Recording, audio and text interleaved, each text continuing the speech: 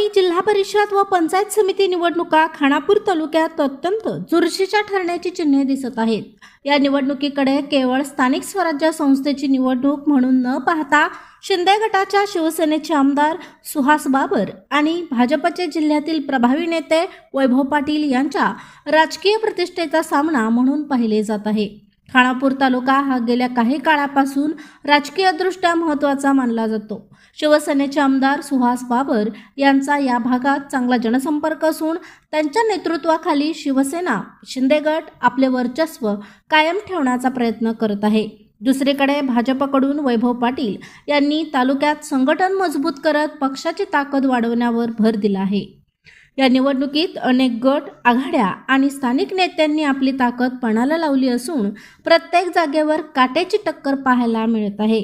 जिल्हा परिषद गट व पंचायत समिती गण हे भविष्यातील विधानसभा व लोकसभा निवडणुकांच्या दृष्टीने महत्त्वाचे मानले जात असल्याने सर्वच पक्षांनी या निवडणुकीला विशेष महत्त्व दिले आहे। प्रचाराच्या अंतिम टप्प्यात सभा बैठका गावोगावी भेटीगाठी यांचा जोर वाढला आहे। विकास कामे, स्थानिक प्रश्न, पाणी टंचाई, रस्ते, शेती व रोजगार हे मुद्दे प्रचारात केंद्रस्थानी आहेत। मतदारही यावेळी कोण बाजी मारणार याकडे लक्ष ठेवून आहेत।